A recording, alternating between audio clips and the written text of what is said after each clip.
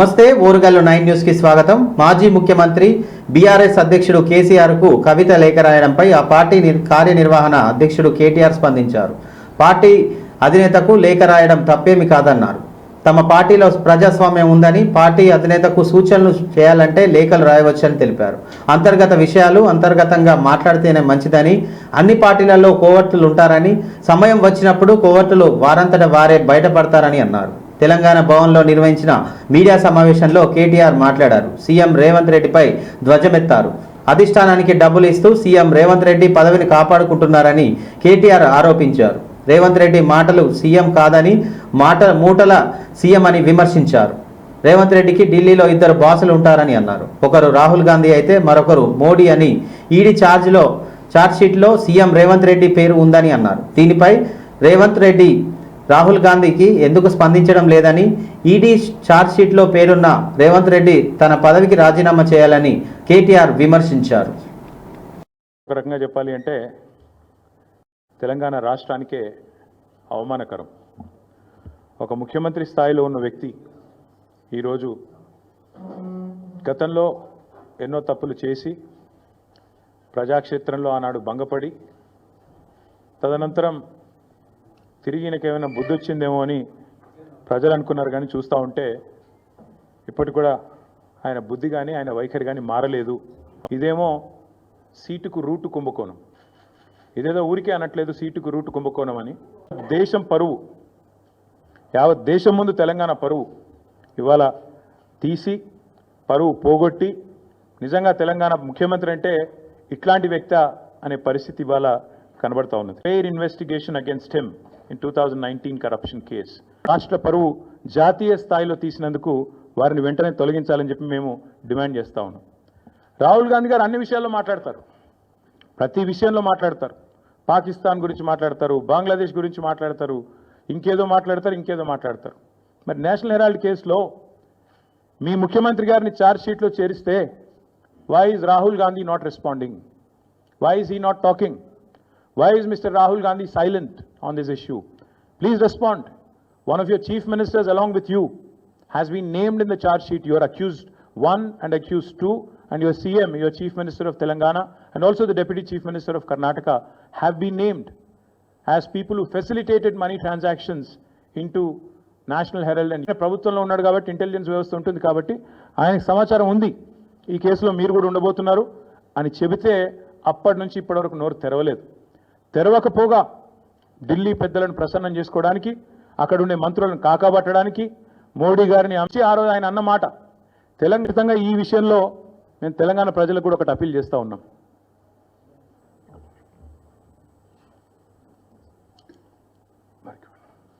Recommendation ఇచ్చిన తర్వాత కూడా మీరు వెంటనే ఈ ఫైనాన్షియల్ ఫ్రాడ్ను సెంట్రల్ యూనివర్సిటీలో అవసరమైతే తప్పకుండా ఈ ముఖ్యమంత్రి గారిని, అదేవిధంగా ఆయనను ఒక కవచ కుండలాల మాదిరిగా కాపాడుతున్న బీజేపీని, కేంద్ర ప్రభుత్వానికి కూడా ప్రజల ముందు ఎండగడతామని చెబుతూ ఇక చివరిగా నేను చెప్పేది ఒకటే. మొన్ననే పాలమూరులో 1,00,000 కోట్ల ప్రాజెక్టులో తొమ్మిది చేసుకుంటూ వస్తున్నారంటే రేవంత్ రెడ్డి బ్రదర్, మీకు ఒక మాట, ఇంత ఇంపార్టెంట్ ఇష్యూ చెప్తే నువ్వు దేవుడు దయ్యం అనబడుతుంది. ఇప్పుడు ప్రస్తుతం మాకు తెలంగాణకు పట్టిన దయ్యం మాత్రం రేవంత్ రెడ్డి. ఆ రేవంత్ రెడ్డి అనే దయ్యాన్ని ఎట్లా వదిలించాలా అనేది మా తాపత్రయం. ఇంకేమన్నా తొందరపడ అంత యాంగ్జైటీ ఎందుకు? నీతి ఆయోగ్ సమావేశంలో ఏపీ సీఎం చంద్రబాబు వికసిత్ భారత్ 2047 స్వర్ణాంధ్రపై నివేదిక ఇచ్చారు. పహల్గామా ఉగ్రదాడిని ఖండిస్తూ ఆపరేషన్ సింధూర్ను ప్రశంసిస్తూ చంద్రబాబు తన ప్రసంగాన్ని ప్రారంభించారు. ఎన్డీఏ ప్రభుత్వంలో ఇప్పటి వరకు సాధించిన ప్రగతిని వివరించారు. దేశ రాష్ట్ర అభివృద్ధికి దోహదపడే అంశాలను తన ప్రజెంటేషన్లో ప్రస్తావించారు. చంద్రబాబు ప్రజెంటేషన్లో వివిధ అంశాలు వికసిత్ భారత్కు ఉపయోగపడేలా ఉంటాయని ప్రధాని మోదీ పేర్కొన్నారు. ఇతర రాష్ట్రాలు కూడా ఏపీ ప్రతిపాదనలను పరిశీలించాలని సూచించారు. చంద్రబాబు ప్రజెంటేషన్లో సమావేశంలో పెద్ద ఎత్తున ప్రశంసలు దక్కాయి. విధ్వంసం పాలైంది, మళ్ళీ ఎన్డీఏ వస్తాని రాష్ట్రాన్ని పునర్నిర్మాణం చేస్తామని చాలా స్పష్టమైన హామీ ఇచ్చాం. వచ్చిన తర్వాత నేను 1 సంవత్సరం రేపటికి 12వ తారీఖు నెక్స్ట్ మంత్కి 1 ఇయర్ అవుతుంది. 1 ఇయర్లో అన్ని ప్రయత్నాలు చేసినాం. మళ్ళీ అన్ని డిపార్ట్మెంట్ని ట్రాక్లో పెట్టడానికి సమయం పడతా ఉంది. ఈరోజు మనం ఒకసారి చూస్తే 1-2 కాదు, ఎవ్రీ డిపార్ట్మెంట్ డీఫంక్షన్ అయింది, లేకపోతే డీరైల్ చేశారు, ఇర్రిపేరబుల్ డ్యామేజ్ చేసి వదిలిపెట్టారు. ఎక్కడ కూడా నేను ఎప్పుడు చూడలేదు. 4th టైం ఈవెన్ చాలాసార్లు నేను చెప్పాను, ఎప్పుడు చూడనటువంటి విధ్వంసం జరిగింది. అయితే వేరే మార్గంలో దీన్ని మళ్ళీ ట్రాక్ మీద పెట్టి రీబిల్డ్ చేయడం తప్ప వేరే మార్గం లేదు. దానికోసమే ఫైనాన్షియల్గా అయితే ఏమాత్రం కూడా వెసులుబాటు లేనితనాన్ని తెచ్చారు. ఒక పక్క బకాయిలు దగ్గర 1,20,000 కోట్లు బిల్లు మాత్రం, 9,94,000 కోట్ల రూపాయలు లయబిలిటీస్ కానీ, పేమెంట్స్ డ్యూ పెట్టింది కానీ, డెట్ కానీ చేసే పరిస్థితికి వచ్చారు. అయితే ఈరోజు ప్రజలు దానికి కావాల్సిన విధంగా పనిష్ చేశారు. మాకు స్పష్టమైన మెజారిటీ, చరిత్రలో ఎప్పుడూ జరగనటువంటి విధ్వంసం జరిగింది. ముందుకు పోతున్నాం. ఇది కూడా వార్ ఫుటింగ్లో, ఎస్పెషల్లీ వీకర్ సెక్షన్స్కి ఎస్సీ ఎస్టీ ఫ్రీగా ఇస్తాం, గవర్నమెంట్ ఆఫ్ ఇండియా ఇచ్చేదే కాకుండా బీసీలకు అదనంగా ఒక 20,000 రూపాయలు అదనంగా ఇస్తాం. దీన్ని పెద్ద ఎత్తున టేకప్ చేశాం. ఇంకొక పక్కన సబ్స్టేషన్ ఫీడర్ లెవెల్లో కుసుమ్ కింద 2,000 మెగావాట్లు ఉత్పత్తి చేయడానికి అనుమతించారు. అది కూడా శాంక్షన్ చేశారు. దాన్ని కూడా తీసుకొని ముందుకు పోతాం. దీంతో ఆంధ్రప్రదేశ్ గ్రీన్ ఎనర్జీ హబ్గా తయారవుతుంది. రాయలసీమలో అడ్వాంటేజ్ ఉంది. ఒక పక్క సోవరి కృష్ణ, ఒక పాజిటివ్ పబ్లిక్ పాలసీ. మీ పూర్వీకుల నుంచి ల్యాండ్ ఉంది కాబట్టి ఇక్కడ కూర్చుంటే మీరు ఇప్పటికి ఇట్లా ఉంటారు. రాజధానికి ఇస్తే తన తండ్రి కేసీఆర్ కు 2 వారాల కింద తానే లేఖ రాశానని, దాన్ని ఎవరు లీక్ చేశారో తెలియాల్సిన అవసరం ఉందని బీఆర్ఎస్ ఎమ్మెల్సీ కల్వకుంట్ల కవిత అన్నారు. కేసీఆర్ చుట్టూ దయ్యాలున్నాయని, వారి వల్లే చాలా నష్టం జరుగుతుందని పేర్కొన్నారు. తాను రాసిన లేఖకు ప్రైవసీ లేకుంటే పార్టీలో ఇతరుల పరిస్థితి ఏంటని ప్రశ్నించారు. దీనిపై చర్చ జరగాల్సిన అవసరం ఉందని అన్నారు. అది డాడీకి నేనే అంతర్గతంగా లేఖ రాశానని, ఆ లేఖను బయటకు లీక్ చేశారంటే దీని వెనుక ఎవరున్నారో ఆలోచించాల్సిన అవసరం ఉంటుందని, కేసీఆర్ దేవుడా కానీ ఆయన చుట్టూ కొన్ని దయ్యాలున్నాయని అన్నారు. పార్టీలో కోవర్తుల పక్కకు పడితేనే పార్టీ మనుగడకు సాధ్యమవుతుందని ఆమె వ్యక్తం చేశారు. తన కుమారుడు గ్రాడ్యుయేషన్ డే ఈవెంట్ కోసం అమెరికా వెళ్లిన కవిత శుక్రవారం హైదరాబాద్కు తిరిగి వచ్చారు. శంషాబాద్ ఎయిర్పోర్ట్ వద్ద మీడియాతో మాట్లాడారు. కేసీఆర్కు తాను రాసిన లేఖపై క్లారిటీ ఇచ్చారు. డాడీకి నేనే లేఖ రాశానని అన్నారు. కుట్రలు కుతంత్రాలు జరుగుతున్నాయని విమర్శించారు. పార్టీకి సంబంధించిన పాజిటివ్ నెగటివ్ ఫీడ్బ్యాక్ ఇచ్చానని, గతంలో కూడా ఇలా లేఖ రాశానని తెలిపారు. మరి ఏదో లేఖ లీక్ అయిందని చెప్పి గత 2-3 రోజులుగా చాలా హంగామా నడుస్తున్నట్టుగా తెలుస్తా ఉన్నది. మరి ఈ సందర్భంగా నేను చెప్పదలుచుకున్నది ఒకటే, 2 వారాల క్రితం నేను గౌరవనీయులు పెద్దలు కేసీఆర్ గారికి ఒక లేఖ రాయడం జరిగింది. నేను ఈ విధంగా కేసీఆర్ గారికి ఇదివరకు కూడా నా ఒపీనియన్స్ ఎప్పుడున్నా కూడా లేఖ ద్వారా చెప్పడం జరిగింది. అయితే ఈసారి నేను మొన్ననే చెప్తున్నాను, కుట్రలు కుతంత్రాలు జరుగుతూ ఉన్నాయని. నేను చెప్పిన కొద్ది రోజుల్లోనే మరి నేను అంతర్గతంగా కేసీఆర్ గారికి రాసినటువంటి ఉత్తరం బహిర్గతం కావడం అన్నది, ఇది మరి ఏం జరుగుతుందో అన్నది పార్టీలో ఉన్నటువంటి మనందరం, తెలంగాణ ప్రజలందరూ కూడా ఆలోచించాల్సినటువంటి విషయం. నేను వేరే ఏం విషయాలు చెప్పలేదు. నేను కేవలం పార్టీలో అన్ని స్థాయిలో అనుకుంటున్నటువంటి విషయాలు, దాదాపు సగం తెలంగాణ నేను ఈ సందర్భంగా ఈ మధ్యలో టూర్ చేసినటువంటి సందర్భంలో తెలంగాణ ప్రజలు అనుకుంటున్నటువంటి విషయాలను మాత్రమే నేను పెద్ద ఎత్తున చెప్పడం జరిగింది తప్పితే నా పర్సనల్ ఎజెండా ఏమీ లేదు. నాకు వ్యక్తిగతంగా ఎవరి మీద ద్వేషం లేదు, ఎవరి మీద ప్రేమ లేదు. కానీ నేను రాసినటువంటి లేఖ చాలా అంతర్గతంగా పార్టీలో మా నాయకుడికి రాసినటువంటిది. అటువంటిది బహిర్గతమైందంటే మరి దాని వెనుక ఉన్నది ఎవరు అన్నటువంటిది అమెరికా నుండి వచ్చే లోపల మరి ఏదో లేఖ లీక్ అయిందని చెప్పి గత 2-3 రోజులుగా చాలా హంగామా నడుస్తున్నట్టుగా తెలుస్తా ఉన్నది.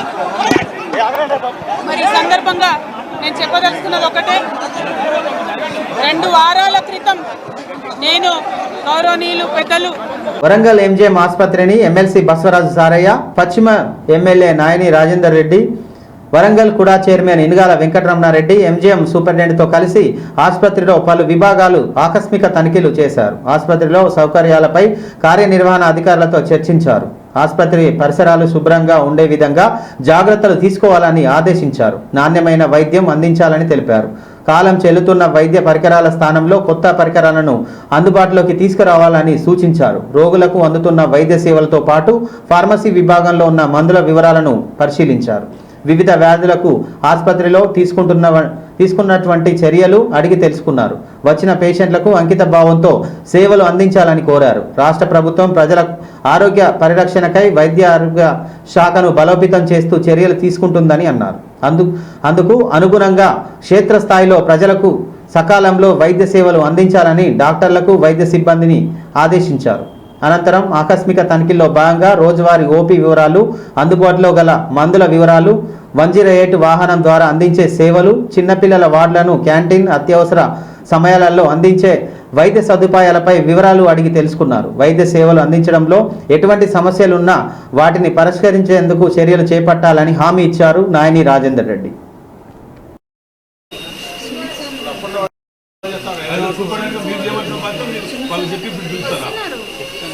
లేదు మీరు తప్పుది మీరు చేస్తానా చక్కగా డ్యూటీ చేసుకొని కోఆర్డినేట్ చేసుకొని హెడ్గా మీరు మీ డ్యూటీ చేయండి. అదర్వైజ్ లీవ్ పెట్టి వెళ్ళిపోండి, మేము వేరే వాళ్ళు తెచ్చుకుంటాం. మీకు ఇక్కడ మాకు ఇక్కడ మేము బతకడానికి లేదు. ఇక్కడ లేదు నాకు ఇది బాగాలేదు, మీ పద్ధతి కూడా బాగాలేదు. మేము వస్తే కానీ మాకు ఎవరు లేకుండా నువ్వు వచ్చాక ఫోన్ చేసి పిలుస్తారా? సూపరింటెండెంట్ మీరు చేయవలసిన మాత్రం వాళ్ళు చెప్పి ఇప్పుడు పిలుస్తారా? లేదు మీరు తప్పుది మీరు చేస్తానా చక్కగా డ్యూటీ చేసుకొని కోఆర్డినేట్ చేసుకొని హెడ్గా మీరు మీ డ్యూటీ చేయండి. అదర్వైజ్ లీవ్ పెట్టి వెళ్ళిపోండి, మేము వేరే వాళ్ళు తెచ్చుకుంటాం. గ్రేటర్ వరంగల్ 15వ డివిజన్ పరిధిలో 99.80 లక్షలతో చేపట్టిన ఏకశీల జంక్షన్ అభివృద్ధి పనులకు 98 లక్షలతో గొర్రెకుంటలో, అంబేద్కర్ జంక్షన్ అభివృద్ధి పనులకు 80 లక్షలతో గొర్రెకుంట అంబేద్కర్ జంక్షన్ నుండి రెడ్డిపాలెం క్రాస్ రోడ్ వరకు నిర్మించనున్న వరద కాలువ డ్రైవ్ నిర్మాణ పనులకు మేయర్ గుండు సుధారాణి, కమిషనర్ అశ్విని తానాజీ కలిసి పరకాల శాసనసభ్యులు రేవూరి ప్రకాష్ రెడ్డి శంకుస్థాపనలు చేశారు. ఈ సందర్భంగా ఎమ్మెల్యే మాట్లాడుతూ గతంలో ప్రజా సమస్యల మీద డివిజన్ల వారీగా కార్యక్రమాలు నిర్వహించామని, ప్రాధాన్యత క్రమంలో సమస్యలు పరిష్కరిస్తామని అన్నారు. డివిజన్ అభివృద్ధికి అన్ని విధాలుగా సహకరిస్తానని తెలిపారు. ఒకవైపు సంక్షేమం, మరోవైపు అభివృద్ధి పనులలో కాంగ్రెస్ ప్రజాప్రభుత్వం ముందుకెళ్తుందని అన్నారు. ప్రజల సహకారం ఉంటేనే ఏదైనా సాధ్యమవుతుందని అన్నారు. త్వరలో డివిజన్లో కుట్టు మిషన్ల శిక్షణ కేంద్రాన్ని త్వరలో ఏర్పాటు చేయబోతున్నామని, ఇప్పటికే గీసుగొండ, సంగెం, ఆత్మకూరు, దామెరలో కుట్టు మిషన్ల కేంద్రాలను ప్రారంభమై 3 బ్యాచ్లు పూర్తి చేసుకున్నాయని అన్నారు. మహిళా సోదరిమణులకు కోటేశ్వర్లు చేయాలనే ఉద్దేశంతో స్వయం ఉపాధి అవకాశాలు కల్పించబోతున్నామని, దానికి అనుగుణంగా మార్కెట్ వ్యవస్థను తీసుకురాబోతున్నామని అన్నారు. ప్రతి కుటుంబం ఆర్థికంగా అభివృద్ధి చెందాలని అనే ఉద్దేశంతోనే సంక్షేమ కార్యక్రమాలు ప్రభుత్వం అధిక ప్రాధాన్యత ఇస్తుందని, డివిజన్లో త్రాగునీరు సమస్యలు తలెత్తకుండా చర్యలు చేపట్టాలని అధికారులను ఆదేశించారు. మంచినీటి, శానిటేషన్, లైటింగ్ ప్రాధాన్యతమైనదని ఎమ్మెల్యే తెలిపారు. గురించి మహిళా సోదరులు కొంచెం ముందుకు వచ్చి ఇంటికి 2-3 పాలు ఇచ్చే ఆవులు కానీ గేదెలు కానీ ఉంటే మనకు ఇంటి ఖర్చులకు వాస్తవంగా వాటి ద్వారా మనం ఆదాయం పొందగలుగుతాం. కనుక దీన్ని ఇక్కడ ప్రమోట్ చేయాలని ఒక ఆలోచనలో ఉన్నాం. రెండోది వచ్చి ఇక్కడ మనము ఇంకోటి కూడా ఆలోచన చేస్తున్నాం. స్టిచ్చింగ్ సెంటర్స్కు సంబంధించి కూడా మన మేయర్ గారు, కమిషనర్ గారు కూడా దానికి కావాల్సిన స్ట్రక్చర్స్ పూర్తి చేసి మనకి, ఎందుకంటే టెక్స్టైల్ పార్క్ ఇస్తున్నాం. ఇప్పటికే గీసుగొండ, సంగెం, దామెర, అదేవిధంగా ఆత్మకూరులో ఇప్పటికే 3 బ్యాచ్ల వరకు, అంటే ఈచ్ బ్యాచ్ 40 మంది చొప్పున మొత్తము ఈ 4 మండలాలలో కూడా చేయడం జరుగుతున్నది. అదేవిధంగా ఈ 3 డివిజన్లలో కూడా చేయడం వల్ల తనకు తాను ఉపాధి అవకాశాలు పెరగడానికి కూడా మనము ఈ స్మాల్ స్కేల్ ఇండస్ట్రీస్ పద్ధతిలో కూడా ట్రైనింగ్ సెంటర్స్ను కూడా మనం డెవలప్ చేస్తున్నాం. దీనికి సెర్ప్ ద్వారా వాళ్ళ గౌరవ ముఖ్యమంత్రి గారు కూడా మహిళా సోదరి మనులను ఇలా కోటీశ్వరులు, లక్షాధికారులు కాదు కోటీశ్వరులు చేయాలని ఒక ఆలోచనలో ఉన్నారు. దాంట్లో భాగంగా మార్కెటింగ్ వ్యవస్థను కూడా అందుబాటులో తీసుకొస్తాం. అంటే రెడీమేడ్ డ్రెస్సెస్ కావచ్చు, లేదా అద్దకమైన చీరలు కావచ్చు, వీటికి సంబంధించి కూడా కొన్ని కార్యక్రమాలు తీసుకుంటున్నాం. నేను అనుకోవడం 5-6 నెలల్లో వాటిని కూడా మీకు మహిళా సోదరులకు ట్రైనింగ్ ఇచ్చే 2 ట్రైనింగ్ సెంటర్స్ వస్తున్నాయి. ఒకటి సంగెం, రెండోది దామెర. అవి బిల్డింగ్స్ కూడా అందుబాటులో ఉన్నాయి. తొందరలోనే ఈ రెండింటిని కూడా మనం ప్రారంభించబోతున్నాం. ఇక్కడ ఉన్న మెగ్మాను కూడా ఇప్పుడు డాక్రాలలో మెర్జ్ చేయబోతున్నారు. 2 మెగ్మా రూరల్లో ఉన్న కొంచెం కమిషనర్ గారికి ఇష్టమైన వాళ్ళే, అర్బన్ అయినా మన వాళ్ళే, రూరల్ అయినా మన వాళ్ళే, అందరికీ కూడా ఏంటి అంటే ట్రైనింగ్స్ పెంచి వాళ్ళ కాళ్ళ మీద వాళ్ళు నిలబడే విధంగా చిన్న చిన్న వ్యాపారవేత్తలుగా కూడా మహిళా సోదరిమణులను తీర్చిదిద్దాలని ఒక ప్రయత్నం కూడా జరుగుతున్నది. అలాంటి ట్రైనింగ్ కూడా చిన్నవి కూడా మన ఇంట్లోనే ఉత్పత్తి చేసే వాటి కూడా ట్రైనింగ్ కూడా 2 ప్రాంతాలలో ఇవ్వబోతున్నాం. గ్రేటర్ వరంగల్ మున్సిపల్ కార్పొరేషన్ 44వ డివిజన్ బట్టుపల్లి శివార్లో ఎస్ఆర్ ప్రైమ్ స్కూల్ నందు ఐనవోలు కాజిపేట మండలాల ఉపాధ్యాయులు 5 రోజుల శిక్షణ ముగింపు కార్యక్రమంలో ముఖ్య అతిథిగా పాల్గొన్న వర్ధనపేట ఎమ్మెల్యే కేఆర్ నాగరాజ్. ఈ సందర్భంగా కేఆర్ నాగరాజ్ మాట్లాడుతూ ఉపాధ్యాయుల శిక్షణ విజయవంతంగా పూర్తి చేసిన ఉపాధ్యాయులను అభినందించారు. వారి భవిష్యత్తు బోధన వృత్తికి శుభాకాంక్షలు తెలియజేశారు. భవిష్యత్ తరాలకు తీర్చిదిద్దడంలో ఉపాధ్యాయులు కీలక పాత్ర ఉంటుందని అన్నారు. దేశ అభివృద్ధికి, సామాజిక ప్రగతికి విద్య యొక్క ప్రాముఖ్యతను వివరించడం, విద్యార్థుల్లో నైతిక విలువలు, దేశభక్తిని పెంపొందించాలని అన్నారు. ఏంటంటే ఇప్పుడు బెత్తం టీచర్ చేతిలో లేదు, పోలీస్ చేతిలో లాఠీ లేకపోయారు, వ్యవస్థ గాడి తప్పుతుంది. ఇప్పుడు పోలీస్ చేతిలో ట్యాబ్స్ వచ్చినాయి, టీచర్స్ ఫ్రెండ్లీ టీచర్ అయ్యారు, ఫ్రెండ్లీ పోలీస్ అయింది. సో దీంతో మొన్న ఒక ఎగ్జాంపుల్ చెప్తాను. ఏ స్కూల్ అయ్యారు, ఆ పిల్లానికి ముఖం కాలేదు కదా, ఒక మంచి ఉద్దేశంతో క్లీనింగ్ చేయించారు. మొత్తం క్లీనింగ్ పిల్లలు కూడా అందులో పార్టిసిపేట్ అయ్యి క్లీన్ చేసినాక అందులో ఫైర్ చేశారు. దురదృష్టం అందులో ఇదేమి శానిటైజర్ ఉంటే బ్లాస్ట్ అయిపోవడానికి కాలేదు. So teachers are very scared. మమ్మల్ని సస్పెండ్ చేస్తారు సార్ అని వచ్చింది. So I was protected them. It is my duty. వాళ్ళని ప్రొటెక్ట్ చేసి ఆ విషయాన్ని పేపర్ కూడా రాకుండా చేసి entire what the medical fees I have taken the 50,000 వరకు పిల్లవాడికి ఖర్చు వచ్చింది. ₹1,00,000 వరకు ఓన్లీ ద సర్జన్ అంటే అది స్కిన్ ప్లాస్టిక్ సర్జన్ అయింది. సో అంతా మేము తీసుకొని ఆ టీచర్లకు భరోసా కల్పించాం. మీరేమని కాదండి, ఇది ఎక్కడ రాదు, పేపర్లో రాదు, మీ పైన రిపోర్ట్ వచ్చి నేను వాటిని కాపాడుకోగలిగినాను. అటు పేరెంట్స్, ఆ పిల్లవాడు, వాళ్ళు అందరూ కూడా నేను happy. Why I'm giving the exam. నేను ఇక్కడ ఉన్నా, నాకు గవర్నమెంట్ ఏదైతే ఇప్పుడు మీకు పెట్టారో ఈ 5 days ట్రైనింగ్, డెవలప్మెంట్ స్కిల్స్ కానివ్వండి, లేక ఇప్పుడు ఆర్టిఫిషియల్ ఇంటెలిజెన్స్ వచ్చింది, ప్రపంచం చాలా స్పీడ్గా పరిగెత్తుతుంది. సో దాంట్లో మనం కూడా పరిగెత్తాలి. అప్పుడు if I don't know about the anything, immediately మా సన్ ఇన్ లా లేకుంటే మా daughter law they are well education, computer science, maybe చాలా మంచి ప్రోగ్రామ్. తప్పనిసరిగా నా కాన్స్టిట్యున్సీలో ఉన్న టీచర్స్కి నేను అభయస్తున్నా. మీకు ఎలాంటి సమస్యలు ఉన్నా నా దగ్గర రండి, I will take care of that. అలాగే స్కూల్స్లో నేను నాకు 10 కోట్లు CDF వస్తే అలాగెళ్ళి 2 కోట్లు ఓన్లీ స్కూల్స్ కట్టాయి. అందులో ప్రతి స్కూల్లో టాయిలెట్స్ లేకున్నా, అమ్మాయిలకు టాయిలెట్స్ లేకున్నా, ఫ్యాన్స్ లేకున్నా అన్ని ఇవ్వడానికి చేశాను. ఇంకేమైనా మిగిలిపోయి ఉంటే definitely I will attend the. మీకేమన్నా ఇబ్బంది ఉంటే చెప్పండి, మీ స్కూల్స్లో మేము చేయడే కదా. ఎందుకంటే పిల్లల్ని అత్యధిక తండ్రి కూతురు లేఖ రాయాల్సిన అవసరం ఏం వచ్చిందని, కేసీఆర్ను కలిసే పరిస్థితిని కూడా కవితకు లేదా అని బీజేపీ ఎంపీ డీకే అరుణ ప్రశ్నించారు. కాంగ్రెస్ కుట్రలో భాగంగానే కవిత లేఖ అంటూ ఆమె అనుమానం వ్యక్తం చేశారు. కేటీఆర్తో ఉన్న రాజకీయ వైరంలో ఇది భాగమేనని శుక్రవారం ఓ ప్రకటనలో డీకే అరుణ ప్రశ్నించారు. కవిత లేఖ రాస్తే ఎలా బయటకు వచ్చిందని, ఎవరు రిలీజ్ చేశారని నిలదీశారు. ఇది రాజకీయకు ఎత్తుగడకు కూడా అయి ఉండొచ్చని అన్నారు. తెలంగాణలో కాంగ్రెస్కు ప్రత్యామ్నాయ బీజేపీ అని పేర్కొన్నారు. రాష్ట్రంలో ఎన్నికలు వచ్చినా బీజేపీని గెలిపించాలనే ప్రజలు డిసైడ్ అయ్యారని చెప్పారు. బీజేపీ బీఆర్ఎస్ కలిస్తే ప్రసక్తే లేదని, బీఆర్ఎస్ వారి ఎమ్మెల్సీ అభ్యర్థులను పోటీలో నిలబెట్టకపోవడంపై ఆ పార్టీ అంతర్గత విషయమని పేర్కొన్నారు. బొక్క బాలరెడ్డి గారు బీజేపీ సీనియర్ నాయకులు, ఇప్పుడు డీకే అరుణ గారిని మాట్లాడాల్సిందిగా కోరుతున్నాం. కాంగ్రెస్ పార్టీ అధికార పత్రిక అయినటువంటి నేషనల్ హెరాల్డ్ కోసం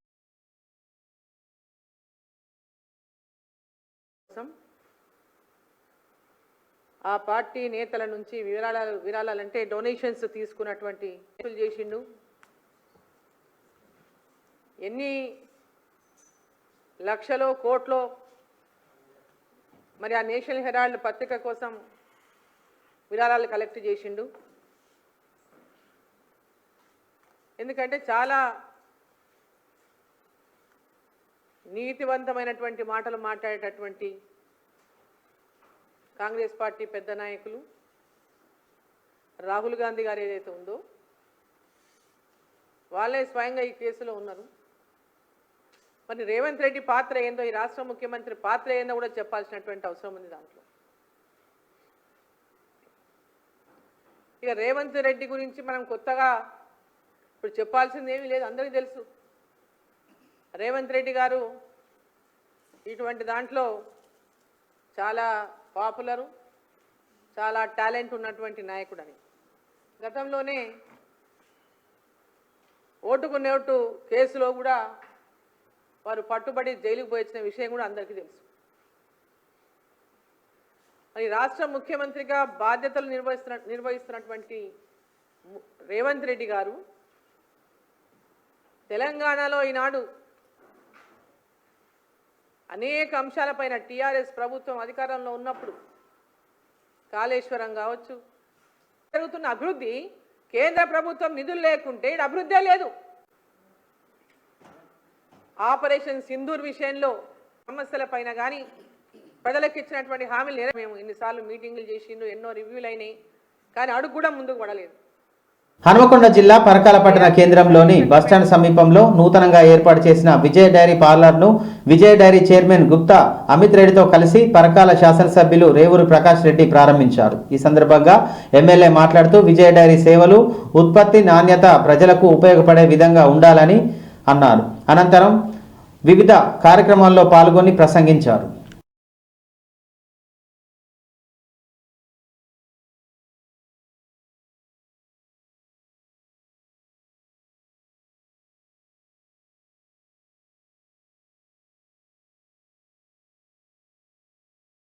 వస్తున్నాయి కొన్ని సక్సెస్ఫుల్ స్టోరీస్. నేను కూడా మొన్న ఆదివారమే చదివినట్టున్నాను. అంతకుముందు ట్రాన్స్ఫర్స్ అయినప్పుడు కూడా నేను చూశాను కొన్ని పేపర్లలో. ఒక హెడ్ మాస్టర్ టీచర్ ట్రాన్స్ఫర్ అయితే ఆ టీచర్ తోటి మొత్తం పిల్లలు గొడవమని మళ్ళీ హాస్పిటల్కి వెళ్ళిపోయారు. పిల్లలు రోడ్ల మీదకి వచ్చి మా మంత్రుల్ని ట్రాన్స్ఫర్ చేయొద్దు అనేది కూడా వచ్చినాయి. అంటే టీచర్ తెలుసుకుంటే ఏం చేయగలుగుతాడు అనే దానికి ఎగ్జాంపుల్. నేను అది ఒకటే మిమ్మల్ని రిక్వెస్ట్ చేస్తాను. 2 పర్సన్స్ కాదు, బట్ బేసిక్ కమిట్మెంట్, ఒక అచీవ్మెంట్. నేను అనేది గవర్నమెంట్ నిర్దేశిస్తుంది అని చెప్పి మిమ్మల్ని కమిట్మెంట్ పనిచేయడం కూడా అంటే నేను ఆ విధంగా కూడా మిమ్మల్ని but there is some satisfaction. నిజంగా పంతులు వాడి జీవితం అందుకని ఏం కావాలి, ఒక పిల్లలు మీరు పోవద్దు సార్ మా పాఠశాలలో ఉండాలి, లేదా ప్రభుత్వం ట్రాన్స్ఫర్ చేస్తే మీరు దగ్గరికి వస్తున్నామంటే నిజంగా అతని వృత్తిలో అతనికి ఇంకా జీవితంలో ఇంకేం అవసరం లేదు. ఎంత సంపాదించింది అనేది కూడా అవసరం లేదు. మేము కూడా ఒక్కోసారి సరే రాజకీయ వ్యవస్థ మీద కొన్ని విమర్శలు ఉన్నాయి. నైరుతి రుతుపవనాలు చురుగ్గా కదులుతున్నాయి. అనుకూల పరిస్థితుల కారణంగా ముందుగానే నైరుతి రుతుపవనాలు కేరళను తాకాయి. 8 రోజుల ముందుగానే కేరళకి నైరుతి రుతుపవనాలు ప్రవేశించాయి. జూన్ మొదటి వారంలో తెలంగాణలోకి ప్రవేశించే అవకాశం ఉందని వాతావరణ శాఖ తెలిపింది. ద్రోణి ప్రభావంతో ఉత్తర తెలంగాణ జిల్లాలో 5 రోజులకు భారీ వర్షాలు కురుస్తాయని పేర్కొన్న వాతావరణ శాఖ ఆరెంజ్ ఎల్లో అలర్ట్ జారీ చేసింది. నిర్మల్, నిజామాబాద్, జగిత్యాల్, కామారెడ్డి, మెదక్ జిల్లాలకు ఈరోజు భారీ నుంచి అతి భారీ వర్షాలు కురిసే ఛాన్స్ ఉందని ఐఎండీ తెలిపింది. ఆదిలాబాద్, కొమరంభీం, ఆసిఫాబాద్, మంచిర్యాల్, రాజన్న సిరిసిల్ల జిల్లా, సంగారెడ్డి జిల్లాలకు భారీ వర్ష సూచనలు చేసింది. మిగతా అన్ని జిల్లాల్లో ఈదురుగాలులతో గంటకు 30 నుండి 40 కిలోమీటర్ల వేగంతో వీస్తాయని, తేలికపాటి నుంచి మోస్తారు వర్షాలు కురిసే ఛాన్స్ ఉందని వాతావరణ శాఖ వెల్లడించింది.